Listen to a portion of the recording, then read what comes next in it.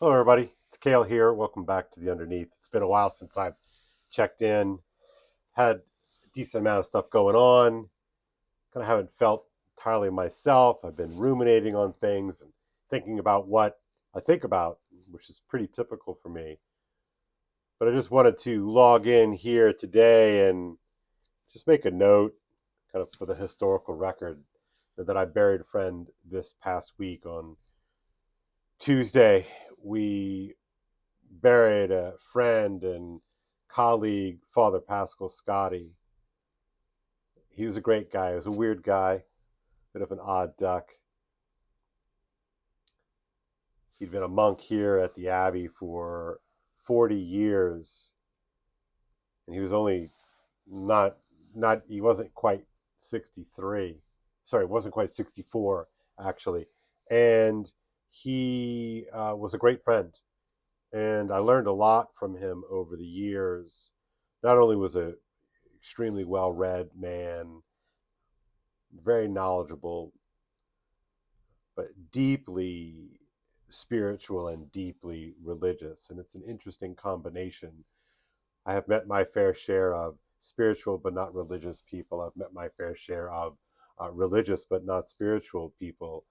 And I've met my fair share of people who didn't know which of them they were.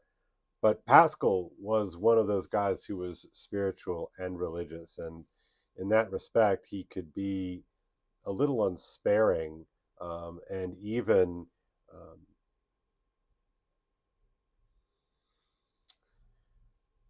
intolerant of what seemed so obvious to him, the deep spiritual signification of the world in which we inhabit. And so many of us sleepwalk through that reality. But Pascal really felt it.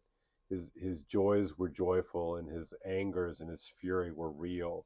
And I learned from that quite a bit. And so we had his funeral a couple of days ago, and by this point, he's taught almost every one of the students. He teaches a third form ancient history class, and so pretty much all of the sixth, fifth, and fourth formers had him, and half of the third formers had him to date when he unexpectedly passed away on the 15th. And it's a shock. It's a shock to the whole community. It's a shock to the students. It's a shock to his colleagues. And he was particularly close with me and my wife, and we're going to feel his absence. I already do. He's not in his normal haunts doing his normal things, and I don't cross paths with him. And so that's very strange. But I'm so glad that we got to come together as a community to mourn his passing. And I get oddly self reflective in these moments where we come together and we are very clearly acting out something that is conscious. Like, we are doing this thing, we are having this funeral, and we're placing this casket right here. We are saying these words, and then we go to the grave for the burial, and we go there and it's all laid out and the casket is suspended over the grave, and the abbot comes and says specific prayers and takes the holy water and sprinkles the casket. And it's all very conscious and very deliberate. It's on purpose. And it's curious, this thing that we're acting out. It's not fake, even though it feels awkward because we don't do it every day. But it's not fake. And in certain respects, it's more real than anything else I will do this week, which includes just going about my business as a teacher and finishing up The Tempest and beginning Paradise Lost with my fourth formers. We're right in the middle of That Hideous Strength with my sixth formers. But there we are at the funeral, and it's interesting. The funeral kind of teaches you how to mourn and teaches you that you should mourn. And we somehow make sense of the shock and the disruption together. To watch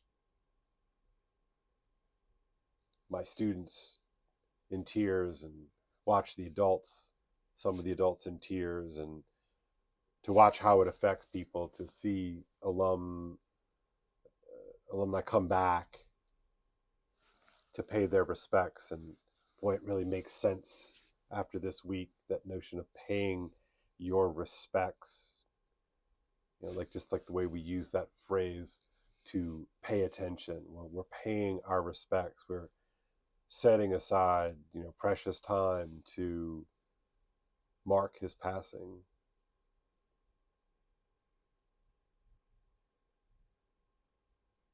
And I'm so glad we get to do it, because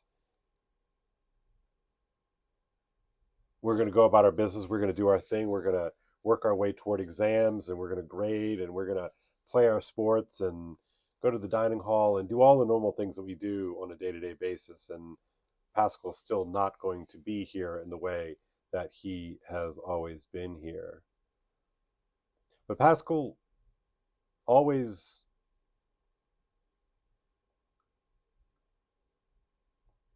stood as witness to the deeper realities. His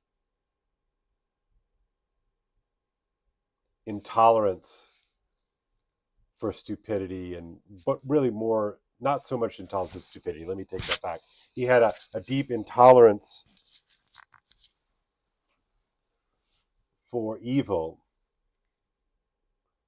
and mediocrity, which he saw as ugly twins. Because he could see kind of so clearly, so many of us walk through our days and walk through our lives barely conscious of these deeper realities. But Paschal saw them, he felt them, the good and the bad, the temptations and evil, as well as the joys and the good. And for 18 years, I worked with him, I talked with him, ate with him, argued with him, mourned with him, complained with him. And he taught me that I should always pay attention to those things you can't quite see.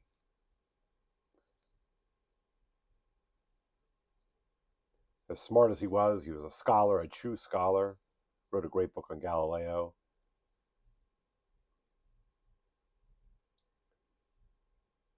He taught me that even that we should be on guard against idolatry always, and especially, as he knew me well, especially those of us who might turn our religion into an idol.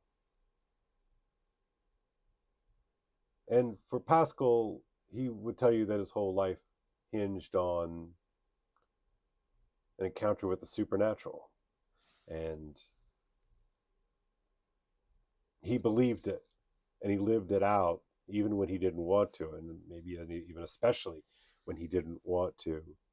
And I think that experience of the supernatural ripped away, or sort of shaved down or wore off his filters, the kind of filters that you and I might walk through a life together, because he saw it all very clearly,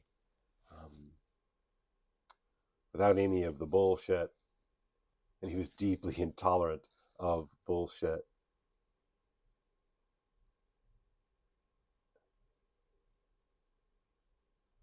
And he gave us that. Reminded us normies that don't get so blinded by what you can see. Rest in peace, Father Paschal.